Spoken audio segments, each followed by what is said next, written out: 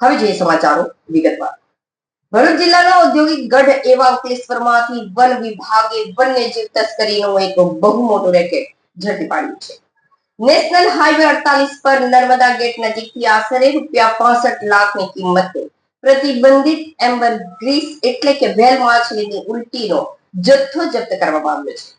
આંતરરાષ્ટ્રીય બજારમાં કરોડોની કિંમત ધરાવતા પદાર્થની હેરાફેરી મામલે વન વિભાગે 3 આરોપીઓની ધરપકડ કરી છે। ભરૂચ જિલ્લામાં એમ્બર ગ્રીસ પકડવાનો આ સંભવતઃ પ્રથમ કેસ છે, જેને પગલે વન્યજીવ તસ્કરોમાં ફફડાટ વ્યાપી ગયો છે।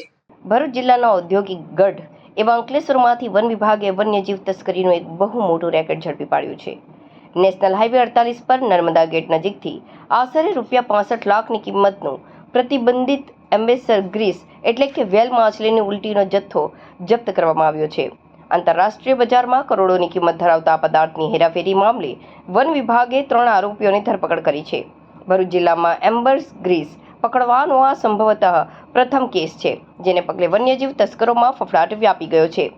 પ્રાપ્ત વિગતો મુજબ મુંબઈ વાઇલ્ડલાઇફ ટીમને બાતમી મળી હતી કે અંકલેશ્વરમાં એમ્બર ગ્રીસનો મોટો સોદો થવાનો છે। આખી ટીમે ગુપ્ત ઓપરેશન હાથ ધરી વેપારી બનીને આરોપીઓનો સંપર્ક કર્યો હતો। સોદો નક્કી થતાં જ વન વિભાગની ટીમે વોચ ગોઠવી હતી। હાઈવે પર નર્મદા ગેટ પાસે આરોપીઓ જેવા જથ્થા સાથે પહોંચ્યા કે તરત જ વન વિભાગે યોગ્ય સમયે દરોડો પાડી સમગ્ર રેકેટનો પર્દાફાશ કર્યો હતો। વન વિભાગની પ્રાથમિક તપાસમાં બહાર આવ્યું હતું કે આ પ્રતિબંધિત પદાર્થ ભાવનગરથી લાવવામાં આવ્યો હતો।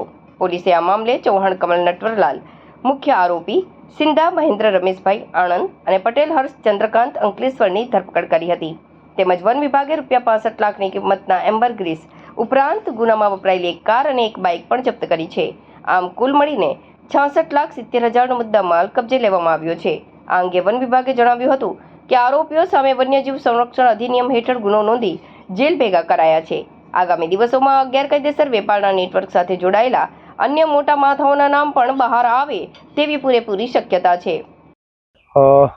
આજરોજ મહેરબાન નાયબ વન સંરક્ષક શ્રી સામાજિક વનીકરણ વિભાગ ભરૂચની સૂચના અને મહેરબાન મદદનીશ વન સંરક્ષક શ્રી ભરૂચ સામાજિક વનીકરણ વિભાગના માર્ગદર્શન હેઠળ અંકલેશ્વર રેન્જ તથા રેન્જના સ્ટાફ દ્વારા નેશનલ હાઈવે 8 નર્મદા ગેટ પાસે જે આરોપીઓ કમલેશ કુમાર નટવરલાલ ચૌહાણ, પટેલ હર્ષકુમાર ચંદ્રકાંત, સિંધા મહેન્દ્રભાઈ રમેશભાઈ દ્વારા વેલ માછલીની વોમેટનો વેપાર કરવા માટે, ધંધો કરવા માટે એ લોકો આવતા બાતમીના આધારે જે અમારી ઇન્ટેલિજન્સ બ્યુરો ટીમ સાથે એમને જે રેડ કરેલ અને એ મુદ્દામાલ સહિત 2 વ્હીકલ અને વેલ માછલીની વોમેટ કબજે કરી આગળની તપાસ કરવામાં આવેલ છે।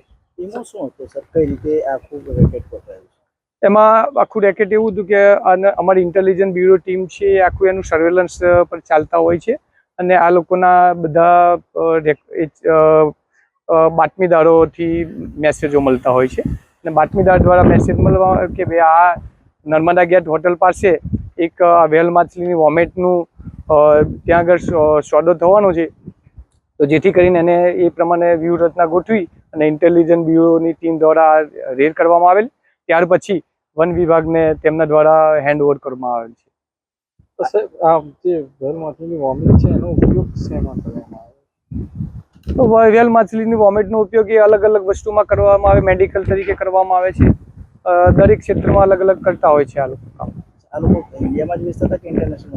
ઘણી વખત ઇન્ડિયામાં પણ જાય છે, ઇન્ટરનેશનલ પણ આ લોકોના કનેક્ટિવિટી હોય છે।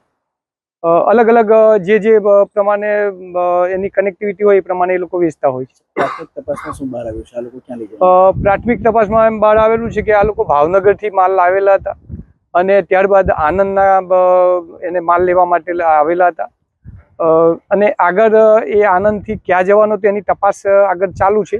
એ તપાસ બહાર આવ્યા પછી આપને જણાવવામાં આવશે।